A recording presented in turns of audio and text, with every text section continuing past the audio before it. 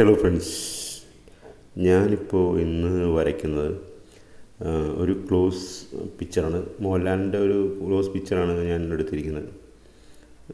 പ്രാക്ടീസിൻ്റെ ഭാഗമായിട്ട് ഞാൻ ഈ പിക്ചർ ബ്ലാക്ക് ആൻഡ് വൈറ്റ് പിക്ചറാണ്. ലൂസിഫറിൻ്റെ ഒരു ക്ലോസ് ആയിട്ടുള്ളൊരു പിക്കാണ് വന്നിരിക്കുന്നത്. ഞാൻ ഈ മോഹൻലാലിൻ്റെ പടം കുറേ പടങ്ങൾ ഞാൻ ഇതിൽ വരച്ചിട്ടുണ്ട് ചാനലിൽ. എനിക്കെപ്പോഴും ഓരോ പ്രാവശ്യം ഞാൻ ഈ മോഹൻലാലിൻ്റെ പടങ്ങൾ വരയ്ക്കുമ്പോൾ എനിക്കിങ്ങനെ മനസ്സിൽ 90 കാലഘട്ടങ്ങൾ അച്ഛനും അമ്മയും പിന്നെ അതേപോലെ കസിൻസൊക്കെ ആയിട്ട് പോയി കണ്ട പടം എനിക്ക് ഓർമ്മയിലേക്ക് ഓടി വരുന്നതാണ് എനിക്ക് തോന്നുന്നത്.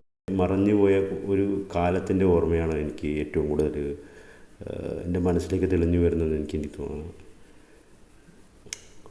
ഓക്കെ, നമ്മുടെ ഫസ്റ്റ് വേർഡ് നമുക്ക് പറയാം, പ്രാക്ടീസ്. ഒരു ഭയങ്കരമായി വിജയിച്ച ഒരു വ്യക്തി എത്രത്തോളം അയാൾ പ്രാക്ടീസ് ചെയ്തെന്ന് ആരും ശ്രദ്ധിക്കാറില്ല, അല്ലേ? എനിക്കിങ്ങനെ തോന്നുന്നുണ്ട്.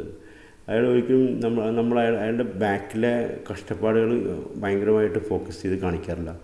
ആ വിജയം കാണിക്കുന്നത്രയും സക്സസ് കാണിക്കാറില്ല. ഇതൊരു കുട്ടി ഒരു റാങ്ക് ഹോൾഡറായി മാറുകയൊക്കെ ചെയ്യുന്ന ആ പയ്യൻ്റെ അല്ലെങ്കിൽ ആ സ്റ്റുഡൻറ്റിൻ്റെയോ എഫേർട്ട്, ബാക്കിലുള്ള എഫേർട്ട്, പ്രാക്ടീസ് അതൊരിക്കലും അത്രയും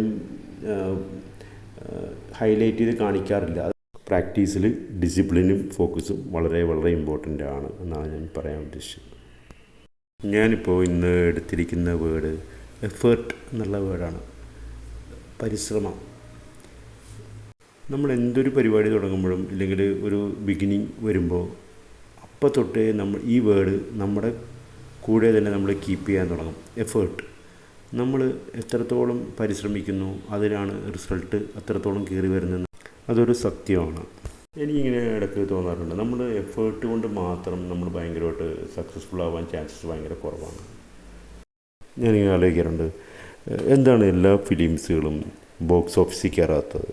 അവർ സെയിം എഫേർട്ടും കണ്ടമാനം ക്യാഷ് ഇറക്കി അല്ലെങ്കിൽ കോടിക്കണക്കിന് രൂപ ഇറക്കിയിട്ടായിരിക്കും ഒരു പടം എടുക്കുന്നത്. പക്ഷേ അതൊരിക്കലും ഭയങ്കര ഒരു സൂപ്പർ ഹിറ്റിലേക്ക് മാറാത്തത് എന്താണെന്ന് അതായത് ഞാൻ വേറൊരു ഉദാഹരണം വെച്ച് ഞാൻ പറയുകയാണെങ്കിൽ, ഇപ്പോൾ ഒരു ലൈഫ് ഇൻഷുറൻസിലെ ഒരു ഏജൻ്റ് ആണെന്നുണ്ടെങ്കിൽ അവരാദ്യം പറയണം 10 പേര് നോ പറയും, 11ാമത്തെ ആളായിരിക്കും നമുക്ക് സൂട്ടായിട്ട് വരുന്നതെന്ന്.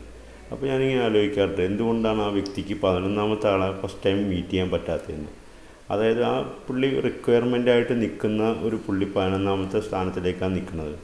എന്തുകൊണ്ടാണ് ആ പുള്ളി പെട്ടെന്ന് നമ്മുടെ കണ്ണിലേക്ക് എത്താത്തത്? ബിക്കോസ് അതെനിക്ക് തോന്നുന്നത് കൂടുതലും എന്താ പറയുക, ആ വ്യക്തിയെ നമ്മൾ കണ്ടെത്താൻ ടൈം എടുക്കും എന്നുള്ളതാണ്.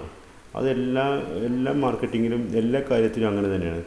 ആ പെർഫെക്റ്റ് വ്യക്തിയെ കിട്ടിക്കഴിഞ്ഞാൽ 100% ആ ഒരു കറക്റ്റ് എന്താണോ നമ്മുടെ പ്രോഡക്റ്റായാലും അല്ലെങ്കിൽ എന്താ പറയുക ഒരു ഫിലിമായാലും ആ 100% വിജയത്തിലേക്ക് മാറുമെന്ന് എനിക്കിങ്ങനെ തോന്നുന്നു. അപ്പോൾ എഫേർട്ടിന് വേണ്ടി എനിക്ക് തോന്നുന്നത് സപ്പോർട്ട് ചെയ്ത് നിൽക്കുന്ന 2 വേർഡാണ്. ഒന്ന് ലക്കും പിന്നെ ഒന്ന് റെഫറൻസും. ഈ 2 വാക്കുകളും എനിക്ക് തോന്നുന്നത് എഫേർട്ടായിട്ട് കുറച്ചും കൂടി അധികം കണക്ട് ചെയ്ത് നിൽക്കുന്നത് എനിക്ക് പലപ്പോഴും തോന്നിയിട്ടുണ്ട്. നമ്മൾ റെഫറൻസ് നമുക്ക് കുറച്ചും കൂടി ഒരു എന്താ പറയുക മോട്ടിവേഷനായിട്ട് തരുന്നതും പിന്നെ നമ്മൾ ചെന്ന് ഫസ്റ്റ് ക്ലോസിങ് വരുന്നത് ഏറ്റവും അടുത്ത് തന്നെയാണെങ്കിൽ അതൊരു ലക്കിൻ്റെ ഭാഗമായിട്ട് നമ്മൾ ഒരു പരിചയമില്ലാത്ത ഒരാൾ പെട്ടെന്ന് തന്നെ നമ്മൾ ക്ലോസ് ആകുമ്പോൾ അത് ലക്കായിട്ട് ചെറുതായിട്ട് കണക്ട് ചെയ്ത് നിൽക്കുന്ന ഒരു ഇതായിട്ട് എനിക്ക് തോന്നിയിട്ടുണ്ട്. നമ്മൾ പറയില്ല ലക്കിന് കിട്ടിയതാണ് അതെന്ന്. പിന്നെ ഈ പറഞ്ഞതെല്ലാം ഓരോ വർക്കിനും ഡിപ്പെൻഡ് ചെയ്യും.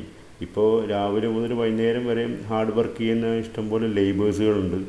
അതേപോലെ തന്നെ രാവിലെ മുതൽ ഓഫീസിൽ പോയി ഇരിക്കുന്ന ഇഷ്ടംപോലെ സ്റ്റാഫുകളുണ്ട്.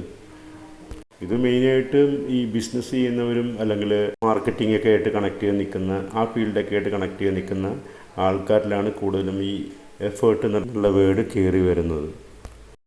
ചില സമയത്ത് ഒരു നിശ്ചിത സമയത്തേക്ക് കൂടി മാത്രം കണക്ട് ചെയ്ത് നിൽക്കുന്ന ഒരു വേർഡും കൂടിയാണ് എഫേർട്ട് എന്ന് എനിക്ക് തോന്നിയിട്ടുണ്ട്. എഫേർട്ട് ഏത് കാര്യത്തിന് ഇറങ്ങിയാലും നമ്മൾ ഈ വാക്ക് കൊണ്ടു നടക്കുന്നതാണ് എനിക്ക് തോന്നുന്നത്. മെനക്കെടൽ എവിടെയായാലും വേണ്ടതാണെന്നാണ് അർത്ഥം. ഇതിനിപ്പോൾ പകരം ഒരു വേർഡ് പറയാനാണെങ്കിൽ ഞാൻ പറയും എനർജി എന്നുള്ള ഒരു വേർഡാണ് ഞാൻ പറയാൻ ആഗ്രഹിക്കുന്നത്. എനർജി ഇല്ലാണ്ട് നമുക്ക് മുന്നോട്ട് പോകാൻ പറ്റില്ല. അതേപോലെ തന്നെ ഏതൊരു കാര്യത്തിനും നമ്മൾ തുടക്കമാണെങ്കിലും നടുക്കാണെങ്കിലും എഫേർട്ട് കൂടുന്നതനുസരിച്ചാണ് നമുക്ക് ആ പ്രവൃത്തി അല്ലെങ്കിൽ ആ കാര്യത്തിന് ഗുണമുണ്ടാവുള്ളൂ എന്നാണ് എനിക്കിത് തോന്നിയേക്കുന്നത്. ലാസ്റ്റായിട്ട് എനിക്ക് പറയാനുള്ളത്, നല്ല കാര്യങ്ങൾക്ക് വേണ്ടി എഫേർട്ട് ഇടുക, അതിന് നല്ല വിജയം കണ്ടെത്തുക. ലക്കോ ഇല്ലെങ്കിൽ റെഫറൻസിൻ്റെയോ പുറകെ പോകാതെ നമ്മളായിട്ട് തന്നെ ബിൽഡ് ചെയ്തുണ്ടാക്കുന്ന എഫേർട്ട് അതിന് പ്രത്യേക ഒരു സൺഷൈൻ ഉണ്ടാവുമെന്നാണ് എനിക്ക് തോന്നിയേക്കുന്നത്. പിന്നെ ഡ്രോയിങ്ങിനെ കുറിച്ച് പറയുകയാണെങ്കിൽ ഇതൊരു ക്ലോസ് പിക്ചറാണ്. നമ്മുടെ വർക്ക് ഏകദേശം ഫിനിഷ് ആവാറായി. ഇത് പ്രാക്ടീസിൻ്റെ ഭാഗമായിട്ട് വരയ്ക്കുന്ന ചിത്രങ്ങളാണ്.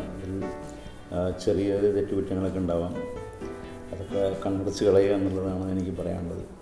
നമ്മൾ ചെയ്യേണ്ട കാര്യങ്ങൾ നമ്മൾ കൂടുതൽ എഫേർട്ടോടെ ചെയ്യുക എന്നുള്ളതാണ് മെയിനായിട്ട് എനിക്ക് പറയാനുള്ളത്.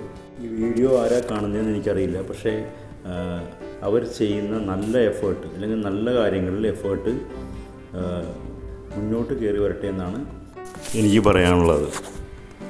ഒരു കാര്യത്തിന് വേണ്ടി മെനക്കെട്ടിറങ്ങുന്ന ഏതൊരു വ്യക്തിയാണെങ്കിലും അത് നല്ല കാര്യമാണ്, അതിൽ സത്യസന്ധത ഉണ്ടെന്നുണ്ടെങ്കിൽ എനിക്ക് തോന്നുന്നു 100% മറ്റുള്ള ആൾക്കാരിൽ നിന്നും നല്ല റെസ്പോൺസ് വഴി ആ ഒരു ഇത് നമുക്ക് മുന്നോട്ട് കൊണ്ടുപോകാൻ പറ്റുന്ന എനിക്ക് തോന്നുന്നുണ്ട്. ഓക്കെ, നമ്മുടെ ഡ്രോയിങ് ഏകദേശം വൈൻഡപ്പ് ആവാൻ സമയമായിട്ടുണ്ട്. ഇതൊരു ബ്ലാക്ക് ആൻഡ് വൈറ്റ് ക്ലോസ് പിക്ചറാണ്.